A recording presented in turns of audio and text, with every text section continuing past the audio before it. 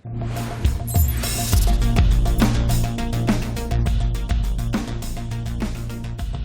sumipa ang presyo ng mga produktong petrolyo dulot ng giyera sa Middle East, lahat apektado. Kasama ang mga mangingisda na salat na nga ang kita, nalulubog pa sa utang dahil hindi makabawi sa gasto sa diesel at gasolina. Hiling nila sa gobyerno, matulungan daw sana sila para hindi tuluyang malunod sa problema. Yan ang UB Special Report ni Bam Alegre.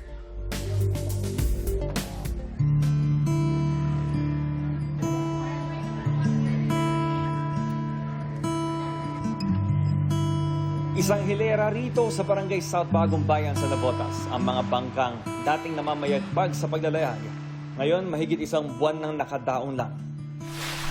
Dahil sa sunod-sunod na mega oil price hike, hindi na makapalaot ang ilang mangingisda sa Navotas, tulad ni Andrew Barcelona. Nang minsan kasi nilang subukan na makipagsapalaran sa dagat, ngayong mataas ang presyo ng mga produktong petrolyo, inalat daw sila ng husto. Halimbawa sa bangkal ni Andrew, 6,000 piso ang pinaluwal niya para sa 3 bariles ng diesel.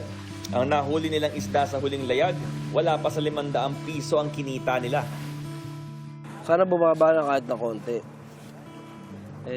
Mabigat masyado yun, mabigat sa ano. Dati 12,000 na meron namin partero kahit pa paano. Ngayon sa kurudo na pupunta yun. Wala na titira sa tao.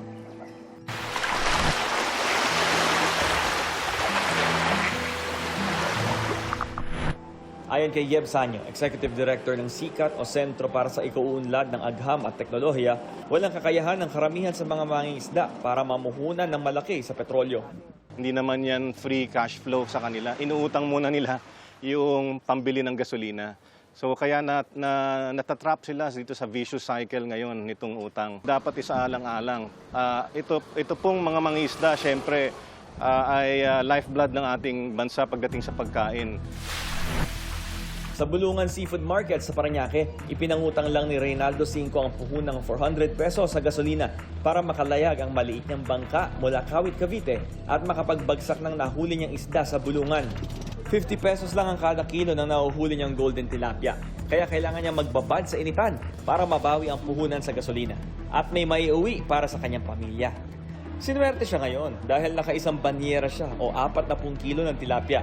2,000 pesos ang kabuuang halaga kapag naibenta lahat.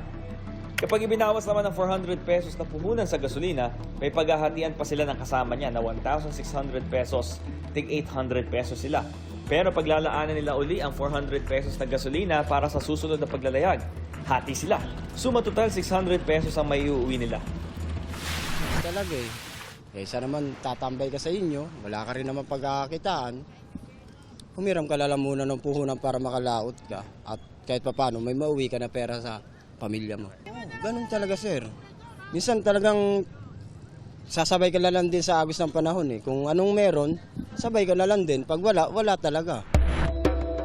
Kung dito sa Metro Manila, nalulunod na sa problema ang mga mangingisda, lalong mas mahirap sa probinsya. Noong 2025, bumaba ng 6.7% ang huli ng mga mangingisda mula sa probinsya. Humigit kumulang 750,000 metric tons. Sa Dinagat Island, 71.3% ang itinaas ng presyo ng gasolina, higit na mas mahal kaysa sa mga lungsod. Bumaba ng 60.2% ang volume ng isda na nahuhuli nila at nagresulta ito sa 58.1% na pagkawala ng kita ng mga mangingisda. Sa survey ng 50 mangingisda, 95% sa kanila ang baon sa utang. Dahil dito, kung hindi man sila persado magtinda ng isda sa mas mababang market price, binabawasan nila ng husto ang kinakain ng kanilang pamilya sa buong araw. Base sa datos ng Bureau of Fisheries and Aquatic Resources noong 2024, meron 2.6 million na mga mangingisda sa buong Pilipinas ayon sa kanilang tala.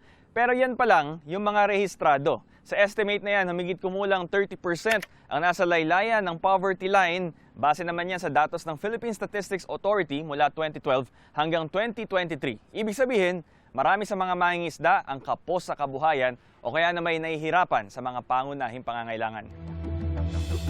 Bago pa man ang problema ng mega oil price hike bunsod ng giyera sa gitnang silangan, may mga hamon ng kinaharap ang fishing industry sa bansa.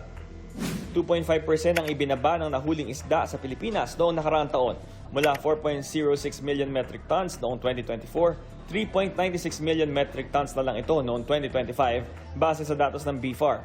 Ang ilang porsyentong pagbaba, malaki na agad ang epekto sa ekonomiya. Lalo na't ayon sa BFAR, 201.98 billion pesos ang ambag sa ekonomiya ng pangingisda noong 2024.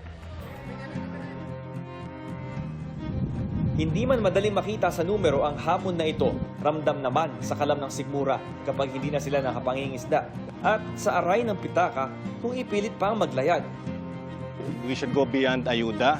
Importante po na mas tumugon doon sa long-term na pangangailangan ng mga mangingisda pagdating dito sa kanilang kabuhayan. Hindi po pwedeng, hindi kakasya yung isang one-time na ayuda.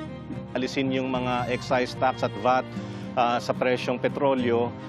Kailangan din po talaga ng suporta ng ating mga fisherfolk, lalo na yung municipal fisherfolk. Para sa isang arkipelago na biniyayaan ng mga likas na yamang dagat, sagana dapat ang Pilipinas pagdating sa pangingisda. Pero habang walang pangmatagalang solusyon sa mataas na singil ng petrolyo, hirap pa rin makakapalaot ang mga mangingisda na tila ba nalambat na sa sarili nilang kabuhayan. Ito ang unang balita, Bam Alegre, GMA News.